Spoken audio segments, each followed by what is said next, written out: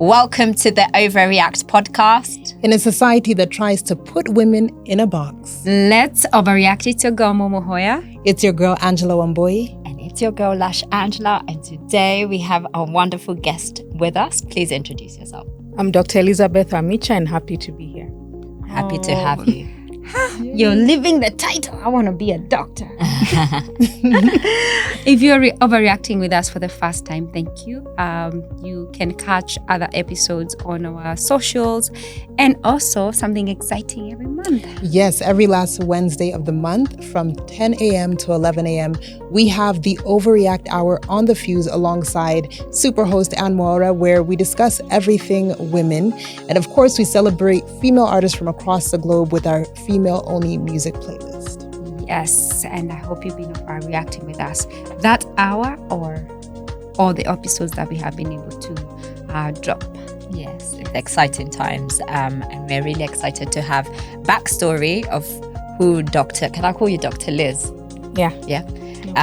So Dr. Liz, backstory of Dr. Liz and how we know her is beyond even just having her as a guest. She has been actually, you've been a guest speaker at two of our events. We had a Women in Tech event last year where we had you first, and then we had you this year in March. Maybe just introduce what you do and a fun fact about you.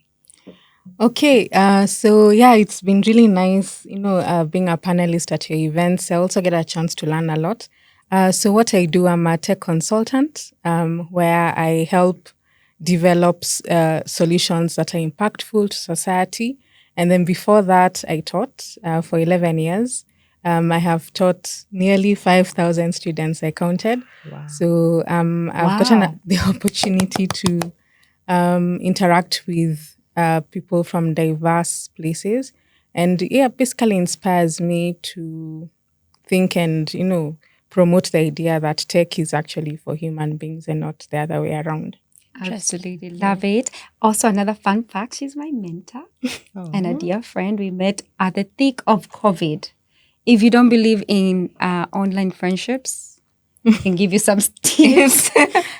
Yes, and actually the person who connected us she's not in the picture. And it's interesting how our friendship has morphed to away from professional, rather from personal relationship to more professional relationship. And I'm really, really grateful for, I look up to you in so many ways. And if you don't know, I'm a girl in tech, women in tech over here.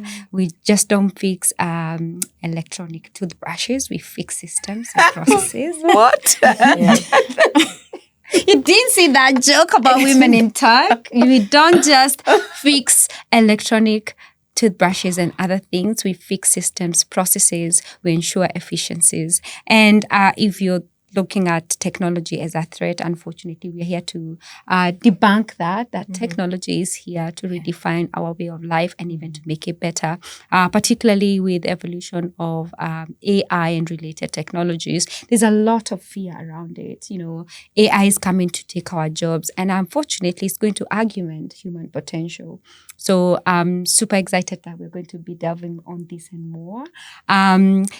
For anyone who's thinking digital transformation, because that's what that's your bread and butter. Yes. You transform systems and processes. Maybe just give us a little bit of how you came to digital transformation consulting and a little bit of how you ended up, what you are doing in academia, and then we can move on from there.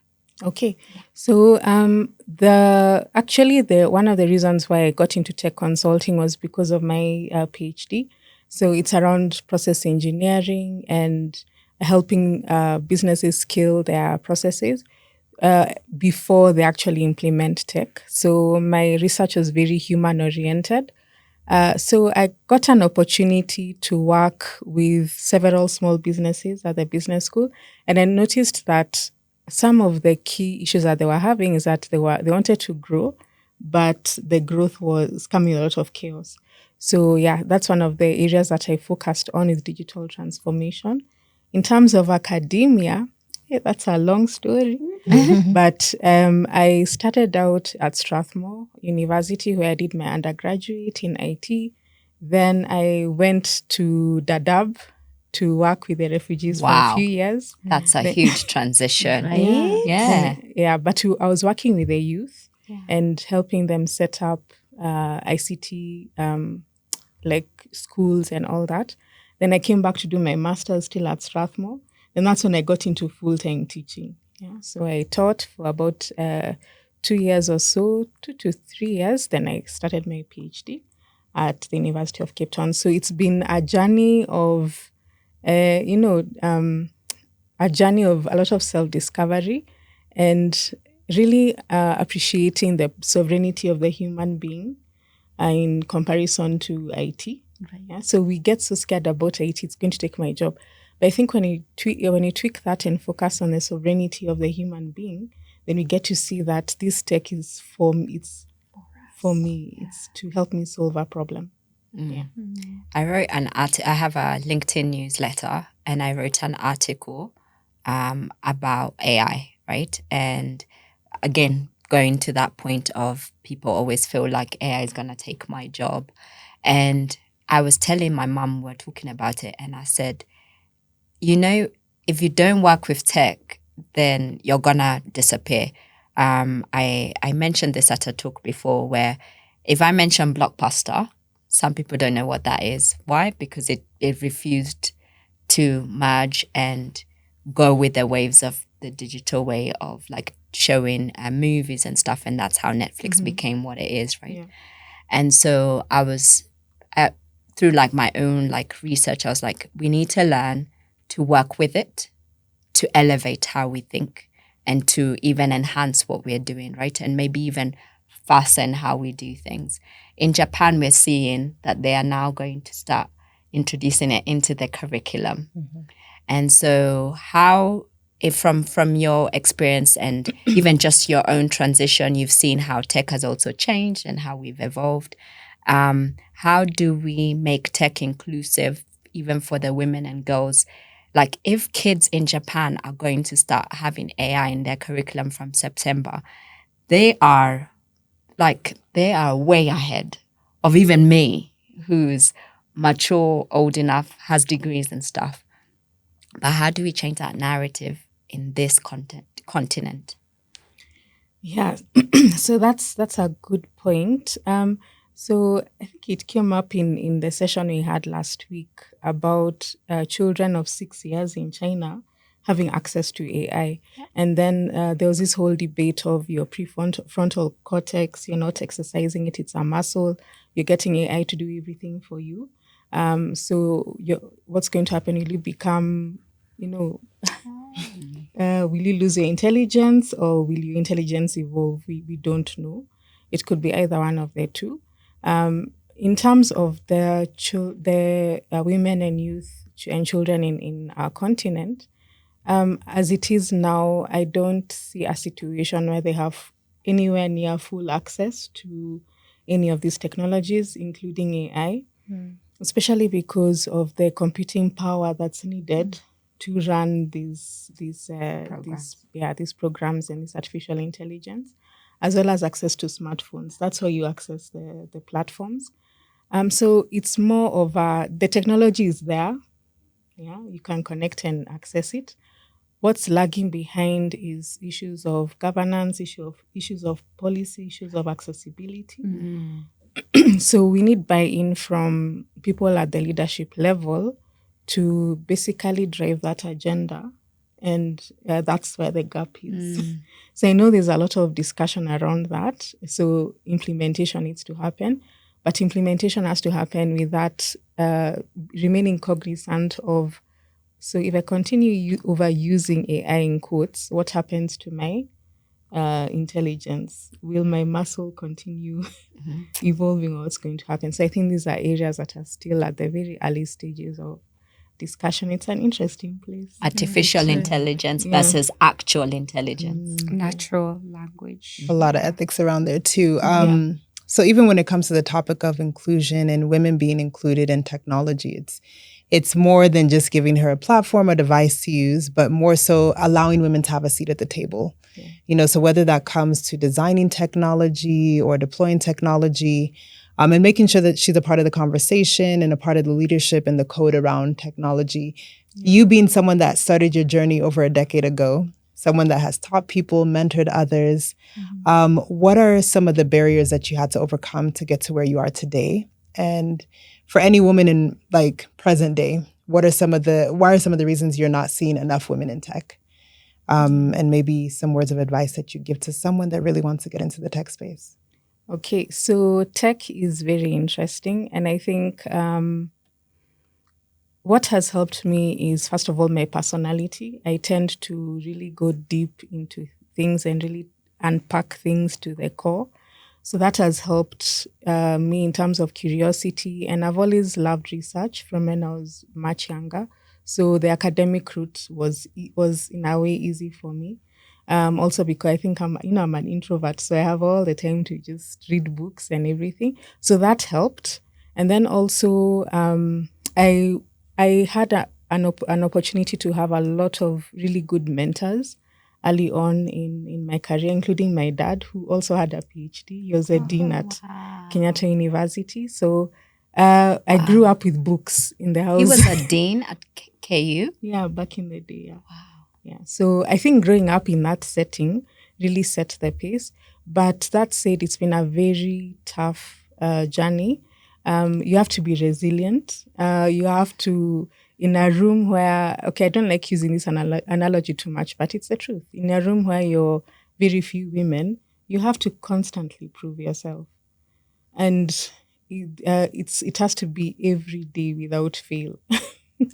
You have no option but to just be at your best in every time. And also when you're lecturing, the students look at you.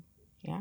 So for the 11 years that I stood in front of a class, I had to be at the top of my game, regardless of what I was going through at home or wherever. And then now when you bring in the fact that I did my PhD in South Africa, which is a beautiful place. I love Cape Town. But even in that setting, you still need to really exert yourself and prove yourself to your supervisor, to your colleagues, to your other lecturers. So I think it's been a lifelong lesson of toughness, resilience, and having the opportunity to also see my dad doing it. When I reflect back, I think he's been a really major contributor to where I am now. Oh my God, that's amazing. And do you know anything about your dad? That's important that, you never know who will mentor you. And you grew up seeing your dad changing things.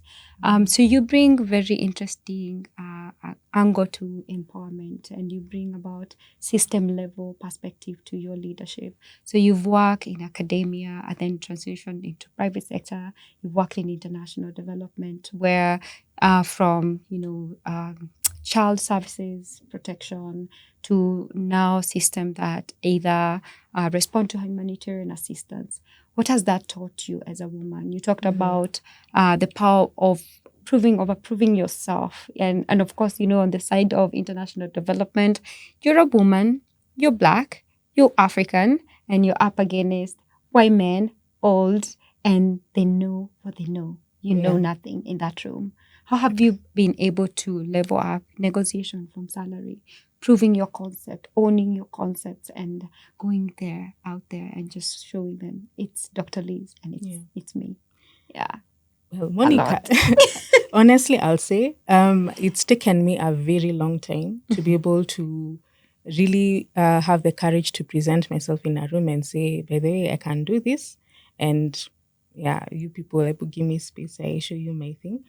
But our demographic, a Black African woman, already that sets you up for a lot of challenges going forward, especially in the consultancy field, where even the amount that you are realistically going to quote for a project is going to be much lower than someone of a different demographic. So I've always been caught up in that situation. So I usually tell myself, you know what, I'm going in for the experience. But realistically, you'll usually get a much lower rate. So one of the things that I'm really intentional about this year is mentorship. So I went ahead and I was very intentional. What kind of a mentor do I want? First of all, this mentor is going to be a man. He's going to be in senior leadership, and he's going to have walked the path that I've walked. So understands the ecosystem and also understands the nuances of the people who are in that table. You know, that table we usually told about. Yes. Yeah. So so this year I was very deliberate, and I actually looked for this person, and I thank God because I have been able to interact with my mentor who fits that description for the last few months, and I have more confidence in terms of presenting myself, and even the mere fact that he agreed to mentor me, that in itself has really indicated that I'm on the right path and I'm making an impact. Yeah, so I'd say getting a mentor who is in that demographic that has the access would be a place to start from.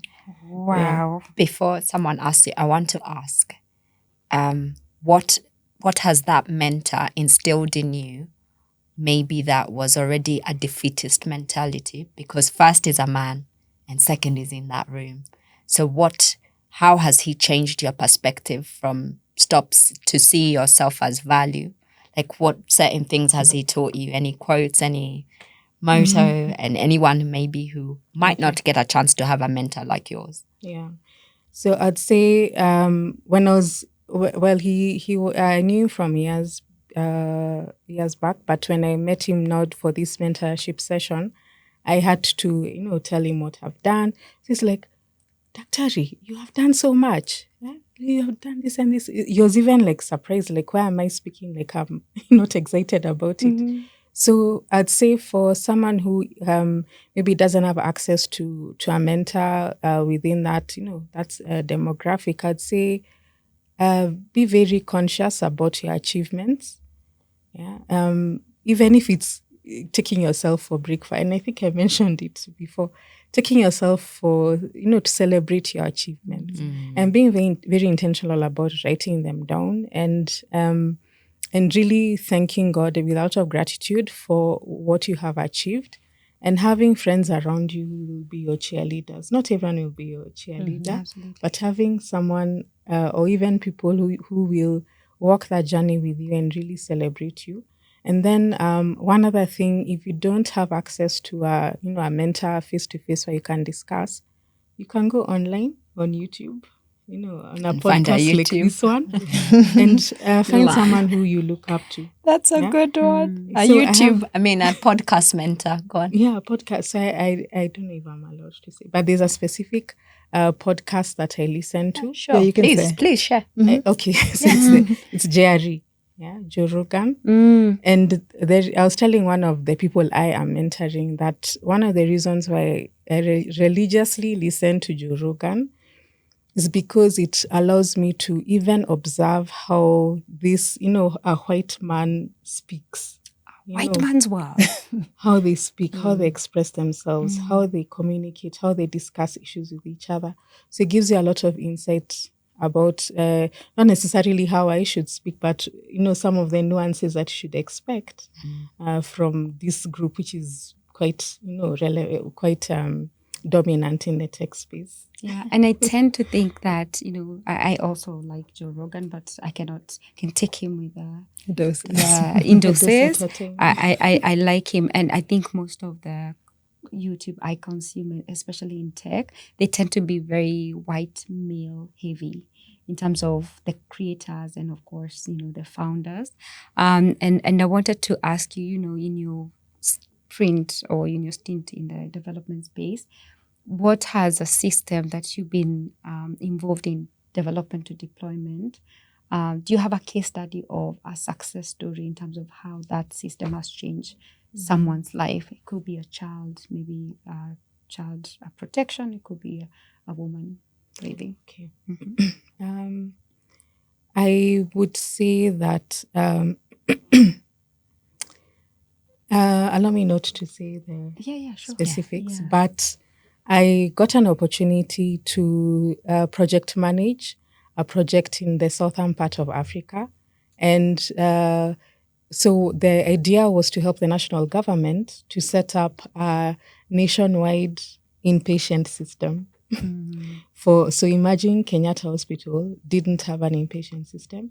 So we were going in to help them develop the inpatient system. So we landed there, and apparently before we arrived, the guys in the country were like, hey, these Kenyans are just coming on holiday. Like they had that idea. Two ladies coming in to just enjoy themselves. So we touched down.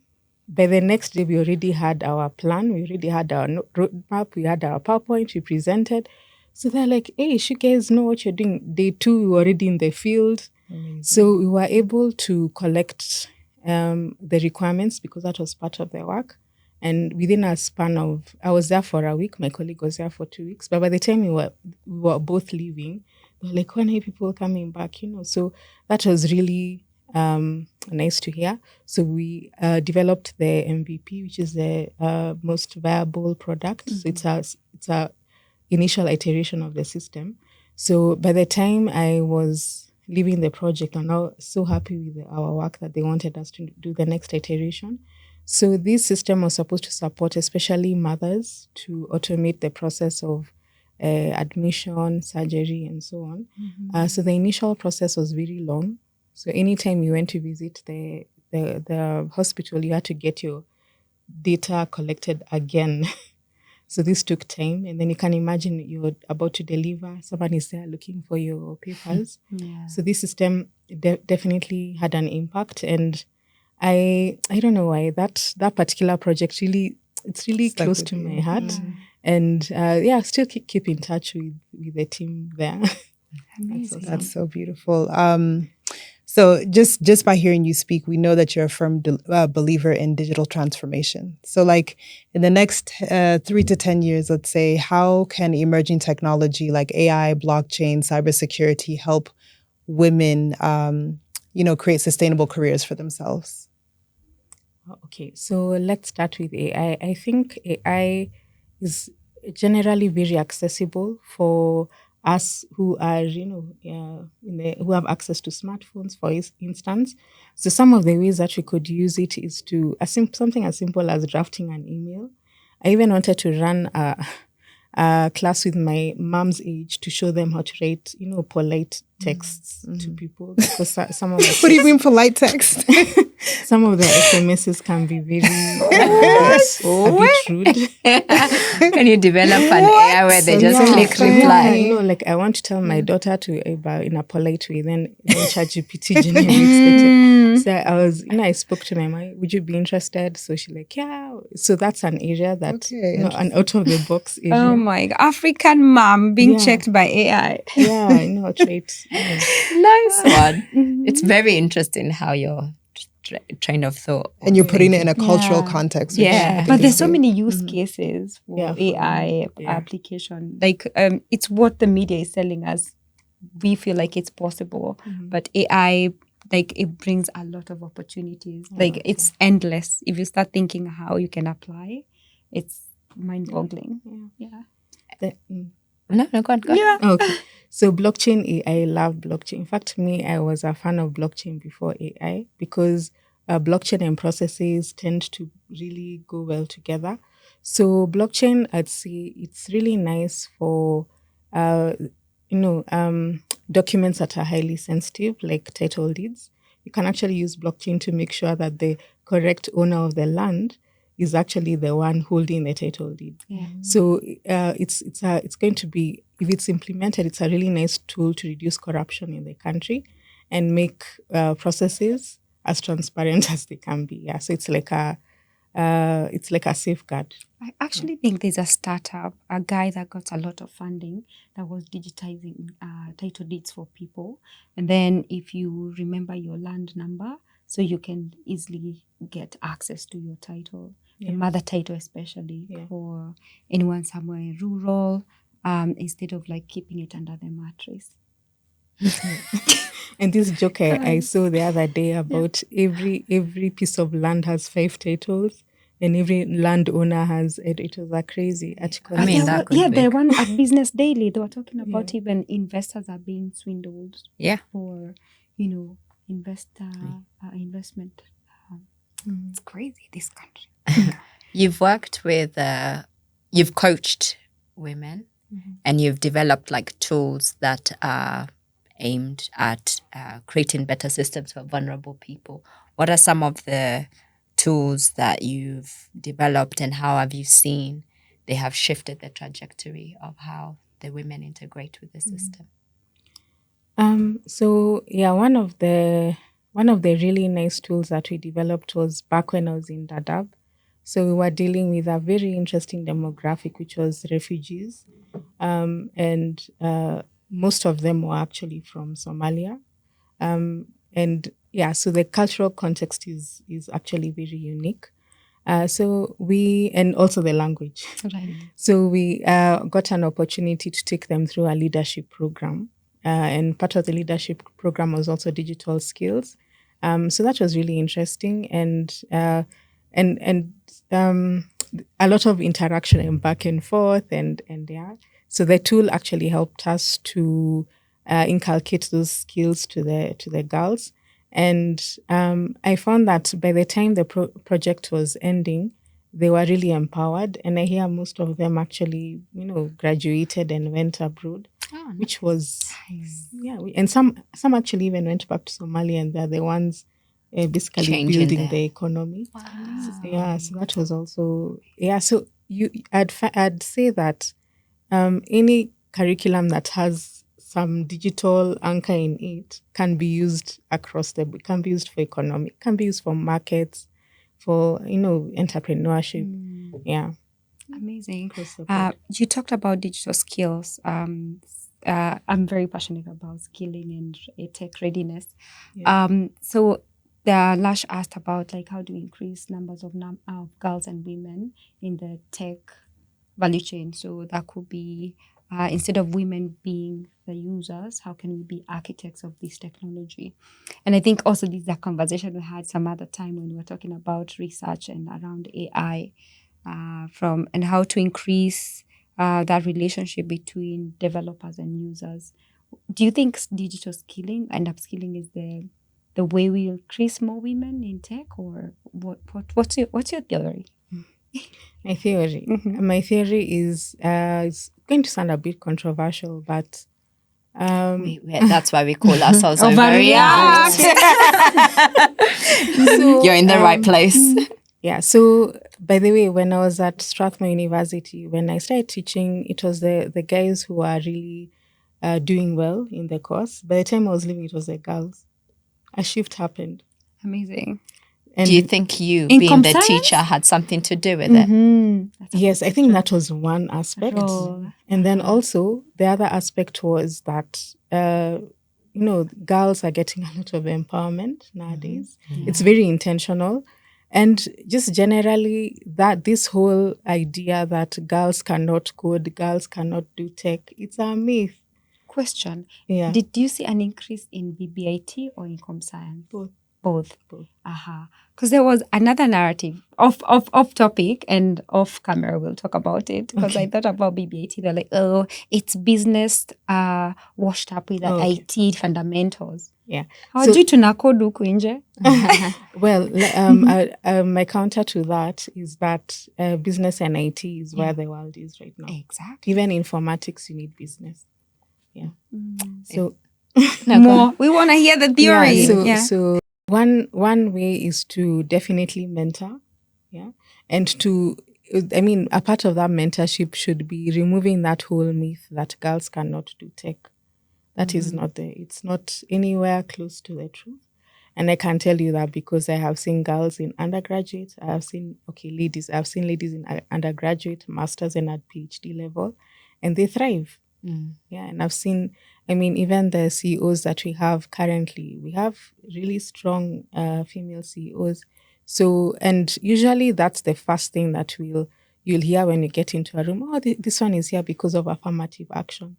That is just a ploy. It's a fake narrative.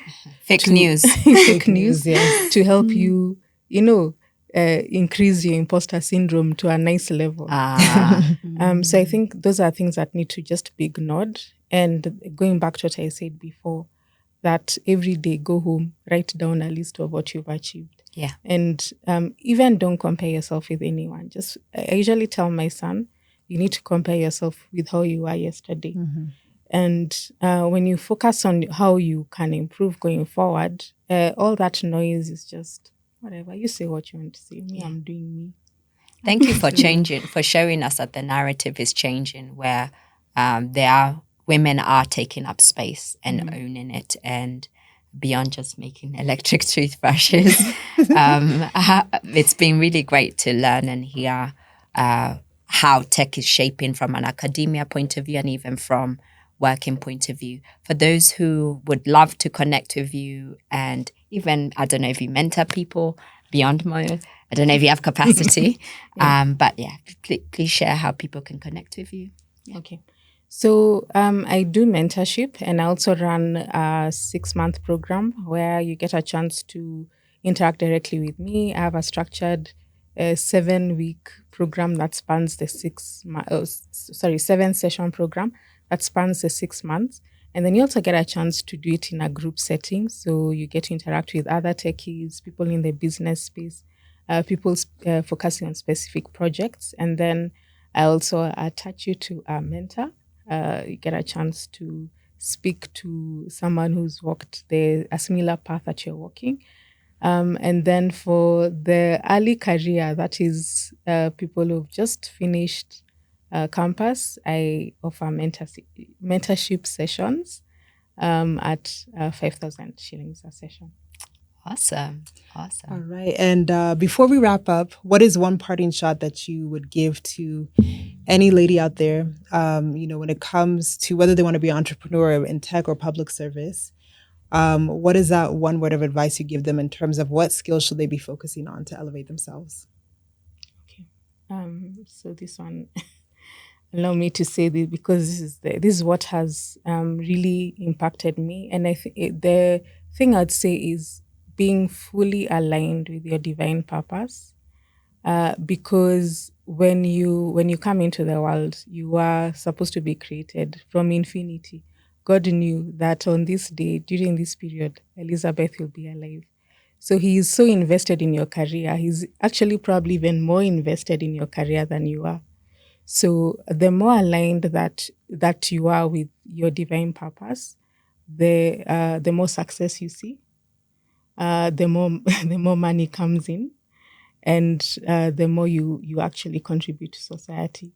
Yeah, so there's no way you can lose with that. Yeah, quickly, as AI is here and the history around it.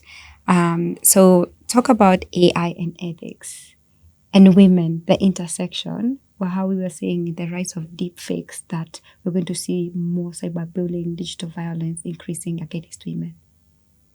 That one it's very much connected to cybersecurity and also policy making. And one way that you can support that is by making sure that we are getting data on our context onto these AI platforms. So that way, we're actually sharing data about ourselves. And how are we collecting this data? Are we collecting it in an ethical way? Are we collecting consent from people who we are interacting, who are accessing the AI platforms? And how is this data being disseminated? Yeah.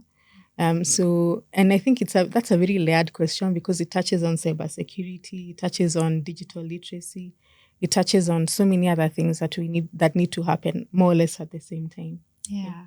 And I think it's a perfect segue to plug in our upcoming Women in Tech branch, which I think you're going to be part of the panel debunking the uptake of AI, the deployment of AI, policy, ethics, and all of that. And super excited because it's going to be dropping very soon on our socials, which are at Sister Speaks 254 is where you can connect with us. So you can also connect with this podcast and other previous podcasts at OVAReact podcast on Instagram. You can watch this and previous podcasts on Capital FM YouTube Kenya, or listen to it via at Sister Speaks Global Spotify. So yeah, we're excited. Let's continue overreacting. All right, ladies, let's overreact.